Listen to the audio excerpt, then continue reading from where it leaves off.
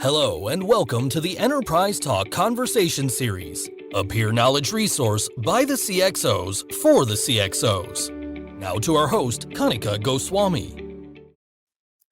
Hi everyone, we welcome you to a podcast on stage with enterprise thought leaders. My name is Kanika Goswami and I'm the managing editor of On Media's 6 B2B enterprise technology publications. We have engaging conversations with global thought leaders and industry experts.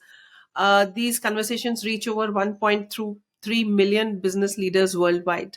Today, we will be speaking to Chloe Burton. She's a security consulting manager at Accenture. She has been recognized as a top cybersecurity voice on LinkedIn.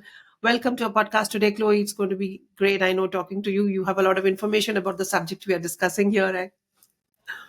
Happy to be here. Thank you. So a little bit about Chloe. She's an experienced security practitioner with 8 years of experience in tech, coupled with 5 years in cyber. She's been focused on transforming client security information and event management, that is the SIEM platforms, specifically with Splunk, right? So more broadly, she's immersed herself into the world of security operations. She has technical and business acumen that allows her to be adaptable in roles that traverse both worlds, that is technology as well as business. So she's experienced in managing teams of various sizes, skills, types, and geography locations. She also has a passion for mentoring junior practitioners in tech and enjoys continuing to learn the ways of the cyber. And there is no end to it. You can continue to learn and you're not going to reach the end anytime soon. Right. Is there anything I'm missing about you, Chloe? Would you like to add something to that? No, that's perfect. Thank you. Yeah. Good. So the first question that we have for you, and I just wanted to bring this to your notice, this is not really a question and answer session. We are going to ask you questions, but you can, bring up things which we may not have covered in the questions. And if you think it merits discussion, by all means, it'll be a part of the discussion, right? Yeah. Sure. So the first thing I wanted to know from you was, is AI a double-edged sword for cybersecurity, or does it expose or secure businesses from significant threats? Expose and secure. How can CISOs use this technology to make their cybersecurity posture resilient? And what strategies can business embraces to stay secure from the risks exposed by the use of AI? Yeah. What Sure. do you have to say for that? Yeah, please. Yeah. Most definitely a double-edged sword. I think as I kind of answer the remaining parts of that question, it's going to be the theme of, the helpful and the harmful. And I think something that it probably won't be a shocker to y'all to hear, right? One of the use cases I typically come across is when I talk about phishing emails, right? And with AI. And so the likes of the chat GPTs out there, right? And someone going in and saying, hey, chat GPT or AI, can you create a malicious email for me? Obviously, there's those bounds around the platform that say, we can't do that. However, on the same vein, if you go in and you say, hey, can you create an email that's, create this email that looks like an invoice and it has urgency, right? It can create that because there's no bounds to the AI. So again, the helpful and the harmful part of it and how that's kind of disrupting the cybersecurity industry. So something that, and it's fitting and in this month of awareness, that we work with, myself with clients that I've worked with in different SOCs, is the awareness of how you utilize this, how you integrate it properly, what can you use it for, what should you use it for, and then also as you're kind of going through detections, how can it be helpful in understanding if we're talking about a PowerShell or Python script, right? What's actually happening? Because again, AI doesn't have what us humans have, that consciousness, that moral, those ethics that we understand, we can kind of see from the peripheral of what's actually happening here. AI is just outputting kind of our input, it's outputting in a more intelligent way. So yeah, again, I think the strategies around that is definitely the awareness, teaching not only your security practitioners how to utilize it, but your end users. That human layer is going to be very intriguing as we go into the 2020 X's of the world, 2020 30s X's, right? Like how humans are going to interact with intelligence. And so as much as you can train and have your users aware, it is going to be really crucial and beneficial for, I think, executives across the board at any type of organization, any size, because AI has been so embedded in our tech stacks just out of the box, right? You think about Microsoft Copilot, right? Google, what they're putting into stuff, right? some of our major vendors and players, and they've embedded this into our everyday lives and how we're using it. Yeah, so that does happen. So, are there any pitfalls in integrating a zero trust network architecture? And how can businesses ensure a successful zero trust network architecture implementation? Yeah.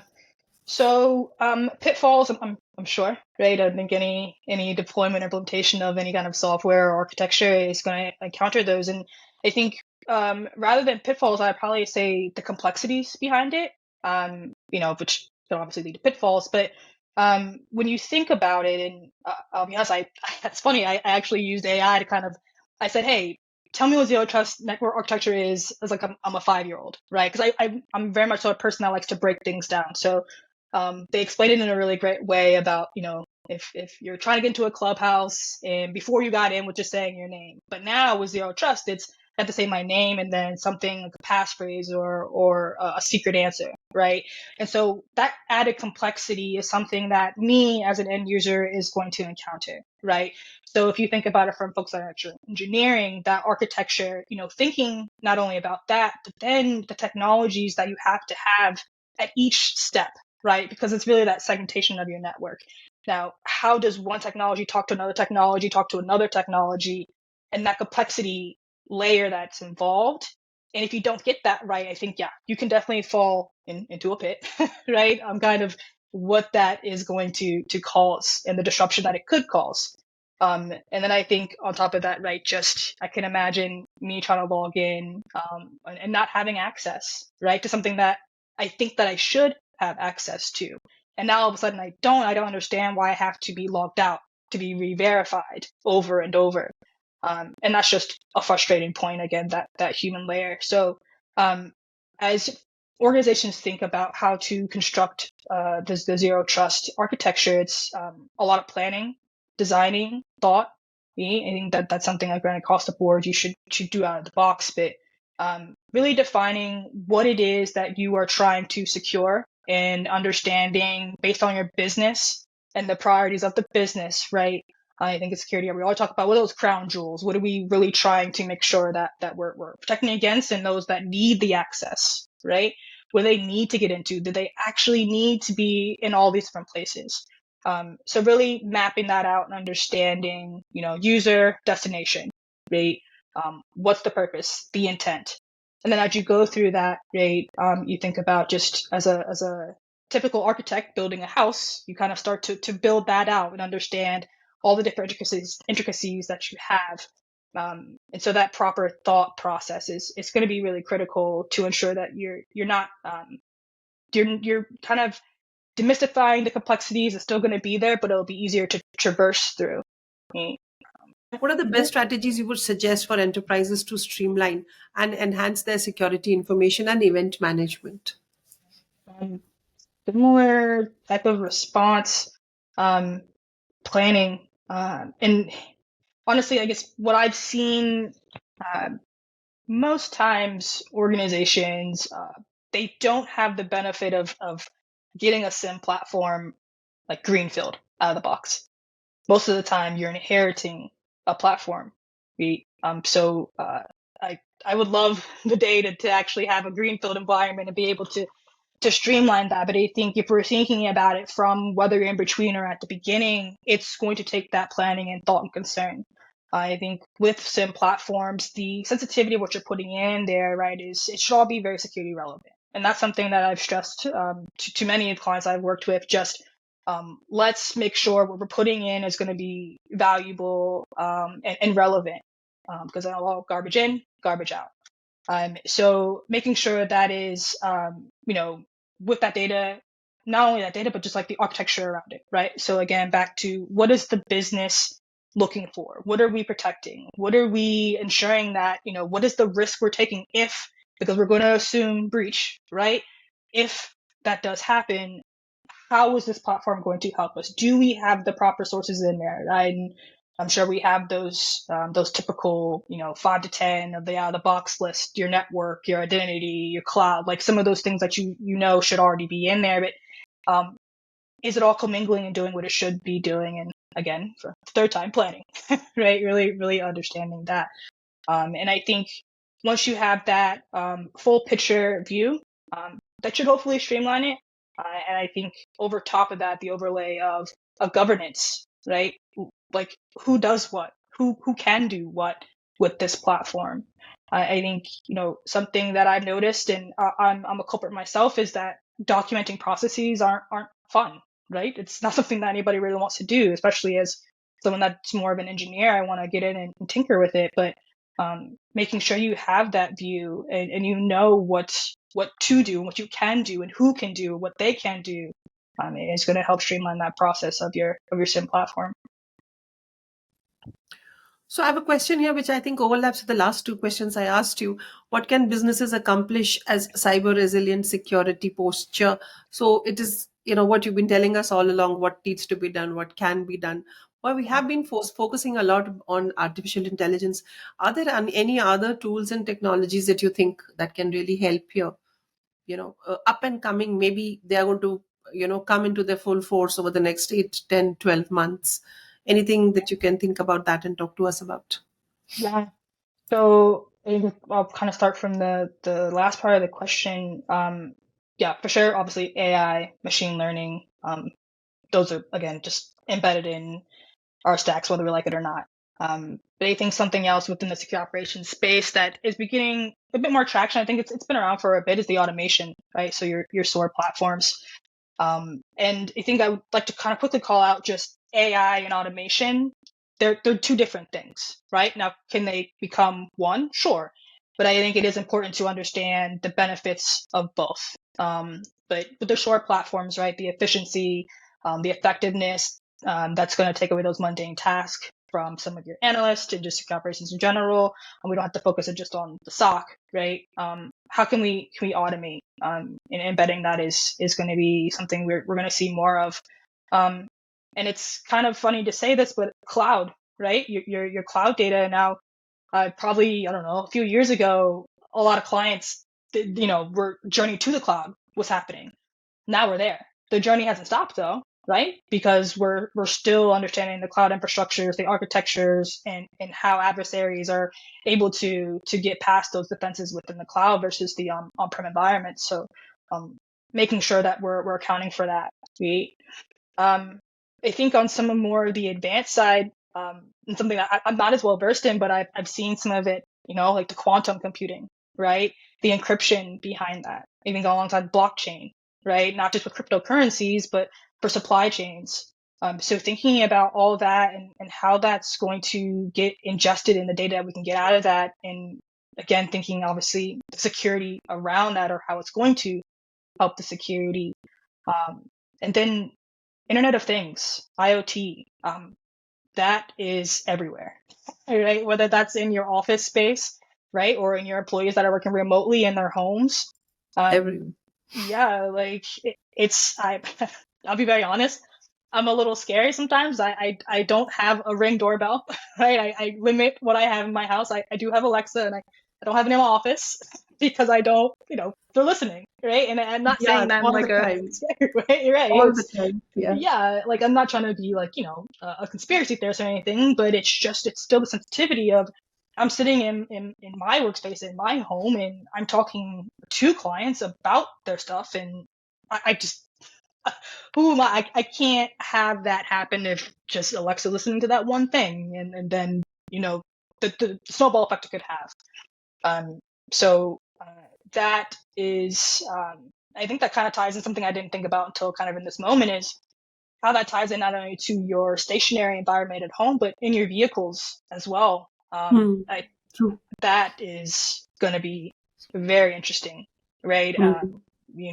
Tesla came out and we were all super excited, but then it's like, well, wait a minute, a computer, a little computer is driving our cars, and computers are really what we try to secure. So yeah, that's it's a scary thought in a sense, but I think making sure we're really understanding and harnessing and having those bounds around it won't make it as scary.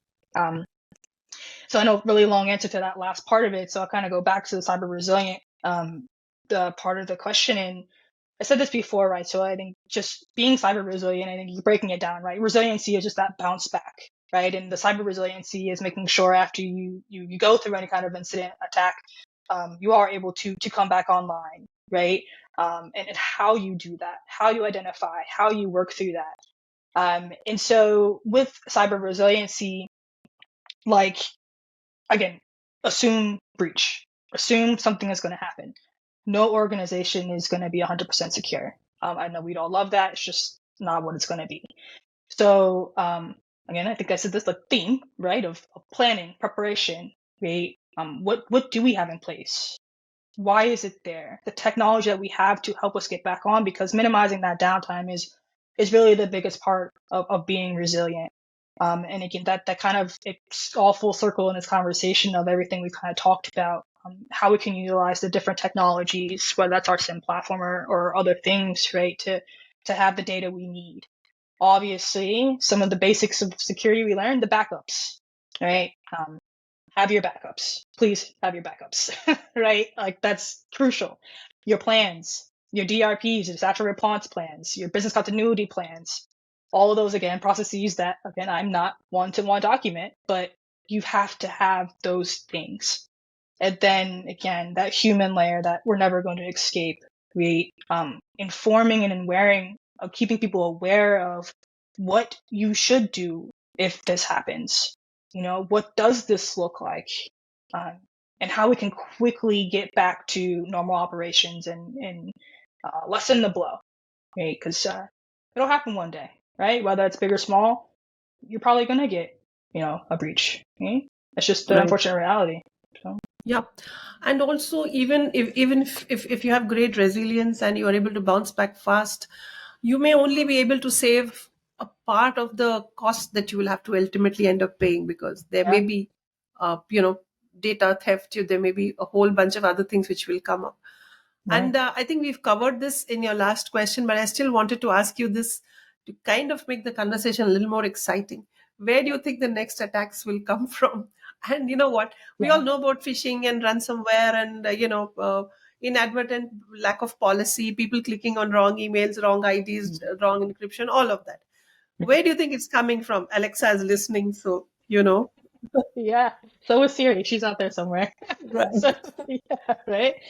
And it's funny you said that. So I was I forgot what article I was reading, but this kind of goes in this. So the best defense against AI is AI. And so you kind of said where the newer attacks are coming from, and we are already kind of seeing that, just in a sense, right? The phishing and the ransomware, right, from the intelligence. So I would honestly continue to just, and I am personally going to continue to keep knowledgeable about how that can transform outside of just these common things. Because again, we are very much so stuck on phishing and ransomware. But what is next? And some of the things that we have talked about, I personally haven't tapped into the quantum computing, right? The blockchain, and it's been around and it's out there, but I think the adaptation from organizations hasn't been as quick as maybe we've expected it. But definitely something that I'm going to keep an eye out for. But I keep coming back to AI. It's disrupting a lot in security. And I say disrupting in not a negative way. I say it in a way of a change that we have to stay vigilant on. But I don't know how these adversaries are. I don't know. It kind of gives me a little anxiety because I don't know. I mean, I guess you really don't know until you know. But Right. yeah, what is next? TBD. And since AI is in everything, it is probably going to be some form that is coming on through AI finally, Yeah. whatever new form it takes. So we Yeah. cannot really say.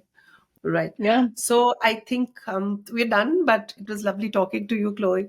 Very No. interesting conversation. Thank you so much for No. making time for us. Of course. No, thank you.